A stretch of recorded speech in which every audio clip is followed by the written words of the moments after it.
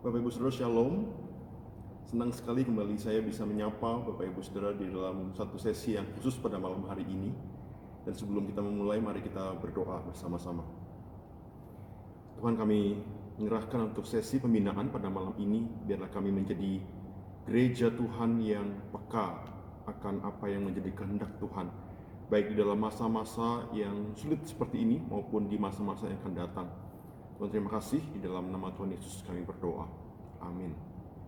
Ya, Bapak Ibu Saudara, malam ini dengan suasana yang agak santai, saya ingin mengajak kita, khususnya para majelis, para pengurus komisi, para guru sekolah minggu, aktivis dan para pelayan di GKI Sion, untuk sama-sama memikirkan sesuatu yang sangat penting, yaitu tentang apa yang menjadi pendorong gereja kita. Apa yang menjadi pendorong gereja kita? Nah, saudara, pembahasan pada malam hari ini sebagian besar akan diambil dari sebuah buku yang sangat bagus, yaitu The Purpose Driven Church oleh Rick Warren. Apa yang menjadi pendorong gereja kita? Sekarang mari kita membayangkan sebuah suasana rapat, saudara ya, suasana rapat majelis di sebuah gereja yang namanya GKI Bukit Kalvari. Semoga tidak ada yang namanya GKI Bukit Kalvari ya. Di dalam rapat ini ketua majelisnya berkata begini, Bapak Ruben namanya. Ya, Bapak Ibu, hari ini agenda kita akan memutuskan program gereja untuk 1 tahun ke depan. Ayo, siapa yang mau mulai mengajukan usul? Pak Ruben berkata begitu. Kemudian majelis pertama, Pak Matius, yang sudah jadi jemaat selama 30 tahun. Dia berkata, kita tinggal lakukan hal-hal seperti yang tahun lalu kita lakukan aja. Yang selama sudah lalu udah dilakukan, ya udah itu aja lakukan, toh juga baik-baik saja gereja kita gitu. Dan majelis kedua namanya Pak Markus berkata, oh, saya nggak setuju dengan Pak Matius, saya rasa kita perlu evaluasi dan ganti semua program gereja dengan sesuatu yang baru. Coba lihat itu, gereja GKI Gunung Sinai, gereja yang dulu saya pernah jadi majelis di situ. Wah, itu ibadahnya keren sekali, lightingnya keren sekali, sound systemnya keren sekali, lantai ruang kebaktiannya pun pakai karpet semua. Kita harus jadi gereja yang seperti itu, kata Pak Markus. Kemudian majelis ketiga, Ibu Dorcas berkata, aduh Pak Markus, udahlah lupakan aja lah, itu biayanya berapa, pasti mahal sekali kan. Kemudian majelis keempat, Pak Paulus, seorang penatua yang berumur 70 tahun. Dia berkata, saya rasa tahun ini kita fokus saja untuk penggalangan dana. Dan untuk penggalangan dana saya usul kita adakan bazar saja 10 kali dalam 1 tahun. Wah, Pak Paulus bilang begitu. Kemudian majelis berikutnya, Pak Lukas berkata, menurut saya tahun ini kita harus fokus kepada kegiatan sosial, kepada masyarakat yang membutuhkan, katanya Pak Lukas. Kemudian majelis yang berikutnya, Pak Nathanael berkata, wah, saya setuju dengan Pak Lukas. Saya rasa tahun ini kita perlu pikirkan untuk fokus di dalam kegiatan sosial saja, bahkan kita perlu bangun klinik kesehatan dan sekolah baru di gereja kita. Dan kemudian saudara-saudara, diam-diam sebetulnya semua majelis ini sebetulnya tunggu-tunggu kapan Pak Nathanael yang barusan tadi ngomong itu berbicara. Karena begitu beliau ngomong, biasanya semua majelis atau mayoritas majelis akan setuju. Bukan karena idenya pasti paling bagus, bukan. Tapi karena dia punya wibawa yang kuat. Jadi apapun yang dia katakan tampaknya oke. Tampaknya masuk akal sekali. Dan bingunglah Pak Ruben, sang ketua majelisnya. Saya coba bayangkan skenario kayak begitu di dalam rapat majelis. Apa yang jadi masalah dari GKI Bukit Kalvari ini? Apa masalahnya gereja ini, saudara? Saudara lihat nggak? Ada begitu banyak kekuatan pendorong, ya. Begitu banyak kekuatan pendorong dalam gereja ini yang berlomba-lomba untuk menarik perhatian mereka. Akhirnya nanti saudara-saudara sesama majelis akan bisa konflik karena masing-masing berusaha pergi ke tujuannya masing-masing yang berbeda-beda pada saat yang sama. Nah, saudara, setiap gereja itu didorong oleh sebuah kekuatan. Dan sesuatu kekuatan itu bisa berupa asumsi-asumsi yang ada di dalam kepala setiap hamba Tuhan dan majelisnya. Itu bisa keyakinan-keyakinan dalam para pelayannya dan para pengurus komisinya dan para aktivisnya. Nah, kemungkinan asumsi dan keyakinan ini, saudara-saudara, di dalam pikiran hamba Tuhan dan majelis dan semua aktivis pelayan itu tidak pernah diutarakan, kemungkinan besar. Dan orang lain nggak tahu itu asumsinya apa. Tidak pernah diputuskan secara resmi, tapi itu ada dan pasti dan mempengaruhi kehidupan setiap gereja, termasuk gereja GKI Sion Tasikmalaya. Nah, saudara, apa saja asumsi-asumsi yang seringkali jadi tenaga pendorong dari sebuah gereja? Saya ingin mengungkapkan beberapa hal, saudara, beberapa asumsi-asumsi. Yang pertama, asumsi bahwa gereja harus didorong oleh tradisi. Tradisi. Nah, saudara, gereja yang didorong oleh tradisi punya satu tujuan, yaitu mengabadikan masa lalu, melestarikan masa lalu. Perubahan selalu dilihat sebagai sesuatu yang negatif, dan kondisi yang stagnan itu dinilai sebagai suatu kestabilan. Misalnya ya, ada muncul kalimat-kalimat seperti ini. Sudah pernah dengar apa enggak? Ah, dari dulu juga begitu kok, nggak usah diubah-ubah, nggak usah aneh-aneh, misalnya begitu. Jemaat yang lain ngomong begini, lah dari dulu yang namanya pelayanan multimedia itu ya selalu sukarelawan dari jemaat. Mana boleh pelayanan multimedia itu perlu satu orang yang digaji full time, nggak perlu, karena dari dulu begitu. Atau yang majelis yang lain berkata begini, dari dulu yang namanya musik yang benar itu ya piano. Kalau ada suara lain selain piano itu rasanya udah nggak kayak di gereja, rasanya kayak di diskotik. Sudah tahu diskotik di Tasikmalaya kayaknya nggak ada diskotik ya. Kayak di gereja karismatik, atau kayak di gereja Katolik misalnya. Kalau ada suara lain selain piano. Dari dulu ibadah itu nggak ada namanya pakai tari-tarian, pakai tamborin. Udahlah, nggak usah ikut-ikutan lah, nggak usah ikut-ikutan gereja sebelah lah. Kayak gitu. Nah, saudara, moto dari gereja seperti ini adalah kita dari dulu begini, dan kalau beda itu sesuatu yang haram. Di beberapa gereja, saudara-saudara, tradisi bisa jadi kekuatan pendorong yang begitu kuatnya sampai-sampai semua hal lain, bahkan kehendak Tuhan pun jadi sesuatu yang kurang penting gara-gara tradisi tadi. Nah, saudara, mohon jangan salah paham, saya bukan anti tradisi, saya bukan benci sama tradisi gereja. Saya mengajak kita menghargai tradisi, tapi bukan jadi orang yang tradisionalis. Apa maksudnya? Maksudnya adalah orang yang memberhalakan tradisi, orang yang mendewa-dewakan tradisi.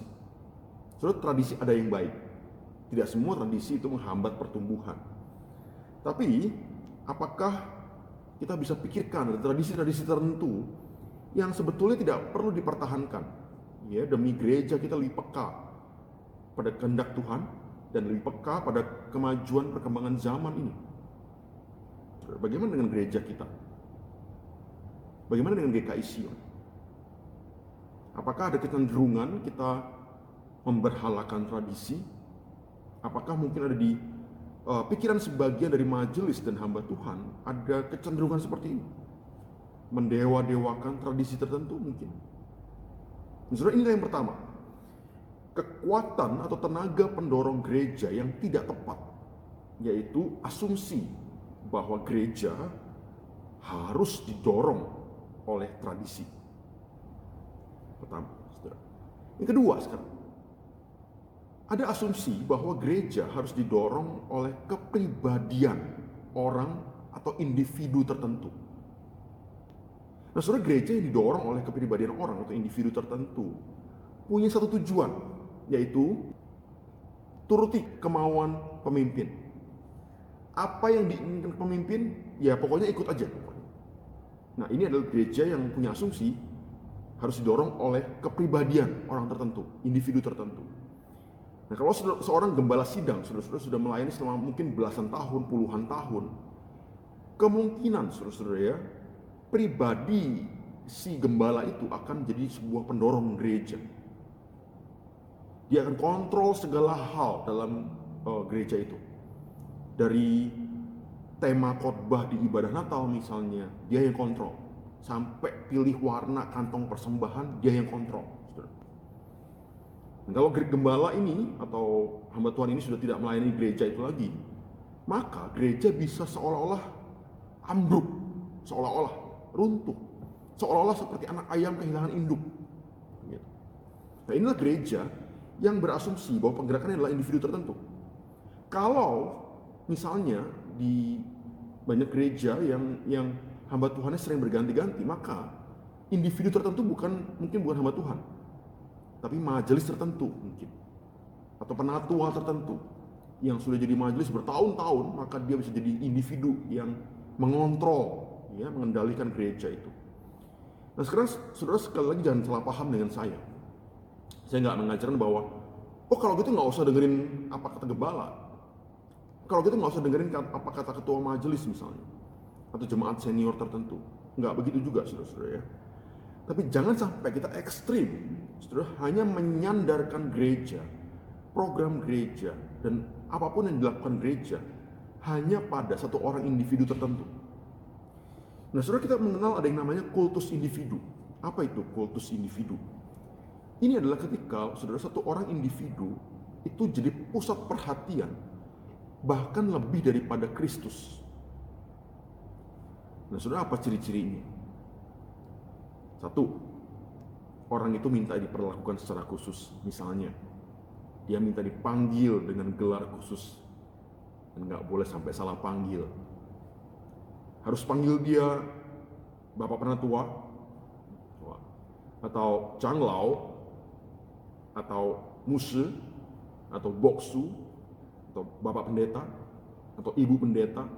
Pokoknya harus dipanggil secara khusus aja, dengan gelar khusus. Yang kedua, gereja itu pokoknya tentang dia aja.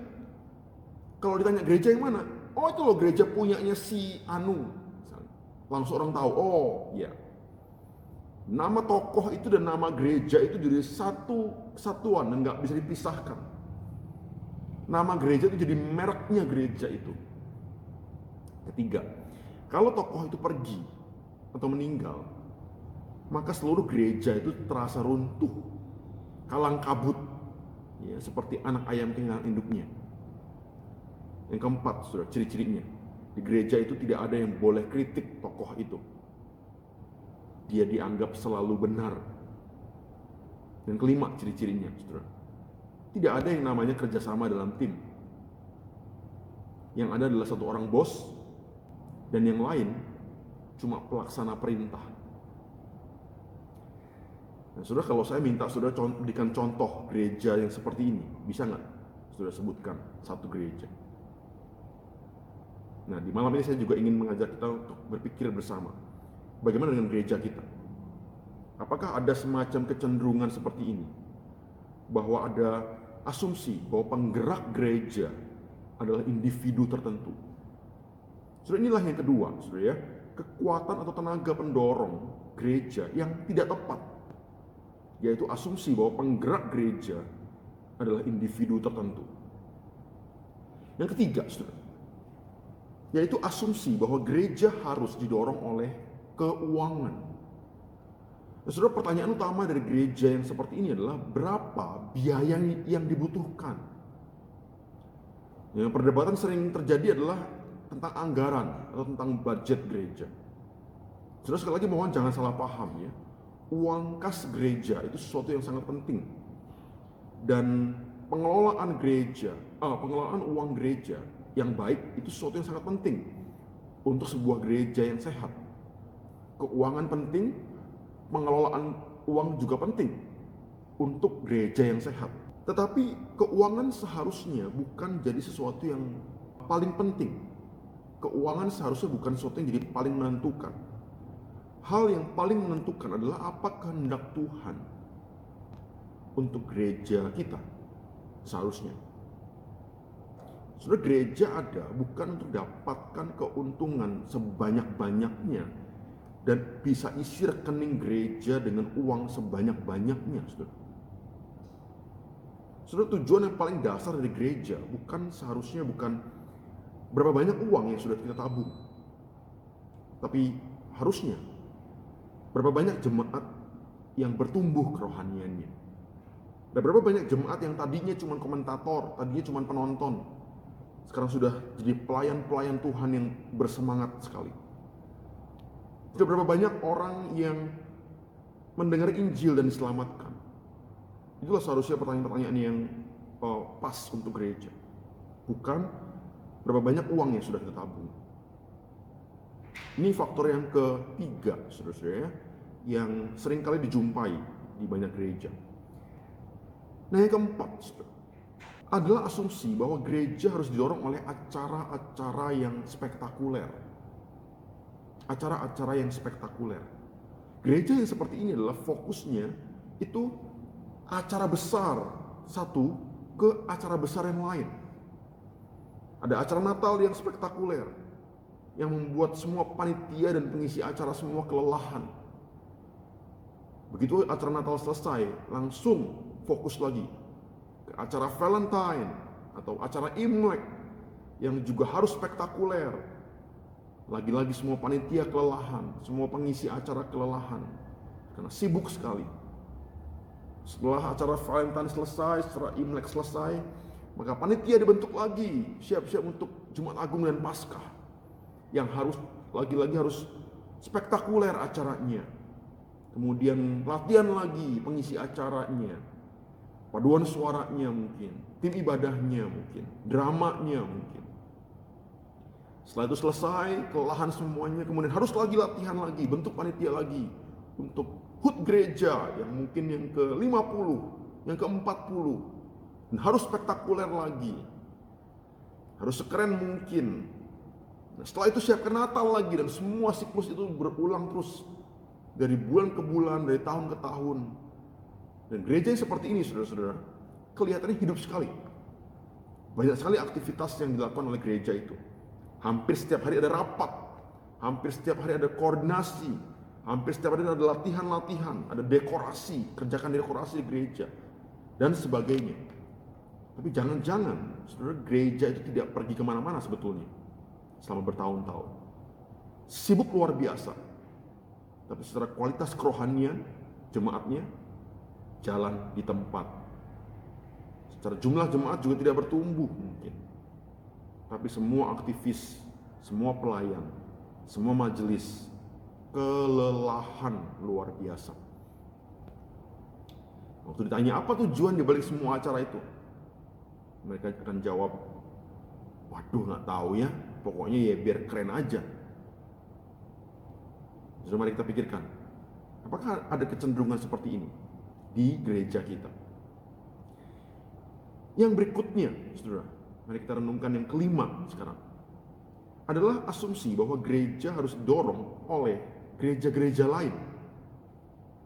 Gereja-gereja lain.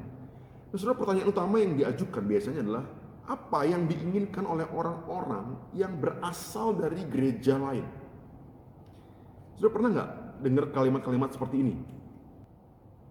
Kalau di gereja saya dulu, khotbah-khotbahnya lebih menekankan hal-hal yang sangat praktis, sangat kehidupan sehari-hari. Harusnya di gereja kita juga gitu dong. Ada orang lain lagi berkata, oh kalau di gereja saya dulu, khotbahnya itu menekankan doktrin. Jadi semua jemaatnya kuat dalam hal doktrin. Harusnya gereja kita juga begitu dong. Kemudian jemaat yang lain berkata begini, oh kalau gereja saya dulu di Jakarta paduan suaranya ada 9. Dari komisi anak sampai komisi lansia itu ada paduan suaranya semua. Kita harusnya gitu juga dong. Akhirnya seluruh agenda gereja itu diatur oleh keinginan orang-orang yang aslinya bukan dari gereja itu. Nah, saudara, saya rangkum ya, saudara-saudara, ini ada beberapa hal, 5 hal ini saya rangkum lagi. Hal-hal yang seharusnya bukan jadi tenaga pendorong sebuah gereja. Yang pertama adalah tradisi. Kedua adalah kepribadian orang atau individu tertentu. Yang ketiga adalah keuangan. Yang keempat adalah acara-acara yang spektakuler. Dan yang kelima adalah gereja-gereja lain. Nah, kalau bukan itu semua, apa kemudian yang harusnya jadi tenaga atau pendorong dari sebuah gereja? Nah, seharusnya sebuah gereja didorong oleh tujuan yang jelas, visi yang jelas, visi dan misi yang jelas. Saudara, gereja seharusnya didorong oleh sebuah tujuan yang jelas. Nah, saudara, gereja yang punya tujuan yang jelas itu akan punya semangat juang yang tinggi. Apa maksudnya? Saudara punya satu tujuan yang sama dan kemudian semua jemaat bersatu dalam tujuan itu. Ini adalah satu kunci penting untuk ada keharmonisan dalam gereja.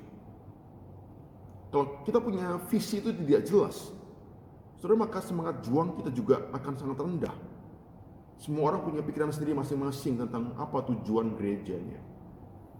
Yang kedua, saudara-saudara, tujuan dan visi yang jelas itu mengurangi frustrasi karena ada fokus yang jelas. Terus salah satu bahaya terbesar dari gereja itu adalah berusaha untuk melakukan banyak hal.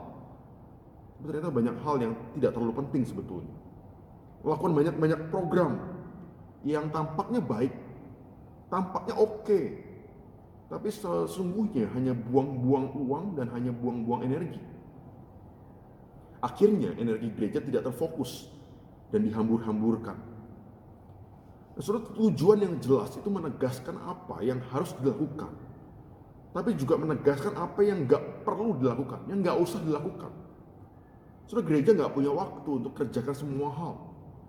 Gereja yang efektif adalah gereja yang tahu apa yang betul-betul penting dan kemudian kerjakan itu, dan nggak usah pikirkan hal-hal yang nggak penting. Saudara, gereja yang punya visi yang jelas itu pengambilan keputusan akan lebih mudah. Karena hanya kegiatan yang mempertajam visi lah yang dikerjakan. Kalau kegiatan-kegiatan yang nggak mempertajam visi, nggak usah dikerjakan. Dan yang berikutnya, tujuan atau visi yang jelas itu membantu kita mengevaluasi segala sesuatu. Apa maksudnya, saudara? Saudara, bagaimana gereja mengevaluasi dirinya sendiri?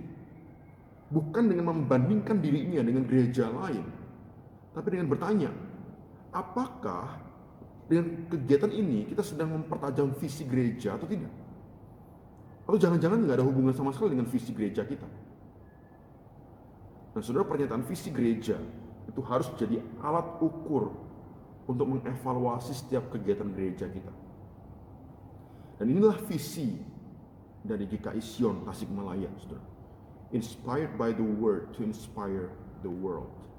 Diinspirasikan oleh firman Tuhan untuk menginspirasi dunia.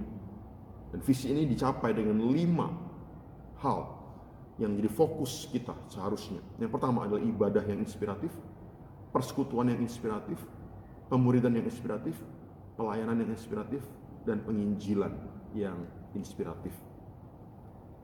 Nah, saudara, saya ingin ambil satu contoh kasus ya, untuk kita sama-sama pikirkan bersama-sama. Misalnya, saudara, saya ingin ambil contoh kasus kita mengadakan bazar misalnya. Saudara, pernahkah pikir bahwa apa peranan bazar dalam untuk mencapai visi kita, mencapai tujuan gereja kita? Apa perannya? Saudara, di satu sisi saya mengamati bahwa muncul kadang-kadang suatu kesan di dalam rapat panitia mungkin ya, panitia bazar, bahwa yang paling penting dari kegiatan bazar ini adalah dapat uang sebanyak-banyaknya. Kadang-kadang saya menangkap kesan seperti itu. Pokoknya tujuannya dapat uang sebanyak-banyaknya. Saudara, saya secara pribadi tidak masalah dengan gereja untuk menggalang dana, karena memang ujung-ujungnya adalah untuk keperluan gereja. Tapi kalau cara penggalangan dana itu sampai mengutamakan keuntungan finansial atau profit di atas segala-galanya, maka saya rasa ini jadi masalah. Dan saya secara pribadi keberatan. Karena tidak ada di dalam tujuan gereja yang alkitabiah itu berbunyi, tujuan gereja adalah untuk cari uang dan tabung sebanyak-banyaknya, dan bahkan kalau bisa diinvestasikan dalam bentuk-bentuk tertentu. Tidak ada tujuan gereja seperti itu. Fokus gereja yang alkitabiah ada 5, saudara ya: ibadah, persekutuan, pemuridan, pelayanan, dan penginjilan. Tidak ada fokus ke-6, yaitu penumpukan uang. Tidak ada fokus seperti itu. Terus sekali lagi jangan salah paham, ya, saya tidak anti dengan kegiatan yang sifatnya penggalangan dana. Tetapi kalau penggalangan dana itu akhirnya tujuan utama dan tujuan akhirnya adalah uang, maka saya tidak setuju. Kenapa begitu, saudara? Karena kalau tujuan akhirnya adalah profit, duit, maka akan ada banyak hal yang dikorbankan. Misalnya apa? Yang pertama, emosi jemaat tertentu misalnya bisa dikorbankan demi profit. Keakraban di antara jemaat tertentu bisa dikorbankan demi profit. Kesehatan jemaat tertentu, jam istirahatnya jemaat tertentu bisa dikorbankan demi profit. Sudah ada beberapa banyak orang yang terpaksa pulang larut malam misalnya, atau kerjakan sesuatu sampai subuh misalnya, lembur selama berapa malam demi salah satu hal di dalam bazar. Konflik di antara jemaat bisa tumbuh subur demi profit. Saudara, kalau ini yang terjadi, maka yang sedang terjadi adalah profit itu lebih penting daripada manusia. Nah, saudara, saya pribadi setuju bazar diadakan, tetapi tujuan utamanya bukan profit. Misalnya tujuan utamanya adalah supaya ada persekutuan yang inspiratif. Dengan cara apa? Saudara, dengan adanya satu proyek bazar yang dikerjakan bersama-sama, jemaat mungkin jadi lebih sering berkumpul, bertemu rame-rame, kumpul bersama-sama, ada diskusi, ada kerjasama, ada kemampuan berorganisasi yang diasah dalam diri jemaat tertentu, ada kemampuan bekerja sama dalam tim yang juga diasah dalam jemaat tertentu. Nah, kalau itu yang terjadi, dan kalau itu yang jadi tujuan utama, maka saya sangat setuju diadakan bazar. Karena itu artinya bazar menolong kita mempertajam visi gereja. Saya pribadi setuju bazar diadakan, tetapi dengan tujuan utama, misalnya penginjilan yang inspiratif. Dengan cara apa misalnya? Waktu ada orang-orang yang belum kenal Yesus datang di bazarnya kita misalnya, kita bisa ceritakan tentang kesaksian hidup kita waktu terima Tuhan Yesus misalnya. Kita bisa ajak mereka ke salah satu acara gereja. Kita bisa ajak mereka ke ibadah kita. Kita bisa ajak mereka ke persekutuan doa kita atau PA kita di Rabu malam misalnya. Di bazar tahun 2018, saudara, kita manfaatkan bazar untuk juga mengundang orang-orang hadir di KKR yang diadakan seminggu setelah bazar. Nah, saudara, kalau itu yang jadi tujuan utama, maka saya sangat setuju kita adakan bazar. Karena itu artinya kegiatan ini mempertajam visi gereja. Saudara, kalaupun profit bersih dari bazar selama 3 hari itu cuman katakanlah 1 juta misalnya, tapi persekutuan antara jemaat itu dipererat jadi lebih kuat. Ada banyak orang yang bisa dengar tentang Tuhan Yesus. Ada banyak orang yang selangkah lebih dekat kepada Tuhan Yesus, kepada Kristus. Maka saya menilai bazar itu sukses besar. Daripada bazar kita untung, saudara-saudara, katakanlah 90 juta. Tapi ada beberapa orang yang keluar dari GKI Sion. Ada beberapa jemaat keluar dari GKI Sion dan gak pernah kembali. Karena marah mungkin. Karena konflik hebat dengan jemaat lain. Atau dengan majelis. Hanya gara-gara bazar. Profit 90 juta. Tapi tidak ada satu orang pun yang mendengar tentang Kristus selama datang ke bazar GKI Sion. Terus saya nilai bazar itu tidak ada gunanya. Bahkan lain kali tidak usah diadakan lagi kalau begitu. Karena di dalam kegiatan ini, gereja kita sedang tidak berfungsi sebagai gereja. So, ini adalah sebuah contoh di mana sebuah kegiatan itu direncanakan tujuannya sesuai dengan visi gereja, dan kemudian dievaluasi dengan alat ukur yang juga jelas, yaitu visi gereja juga.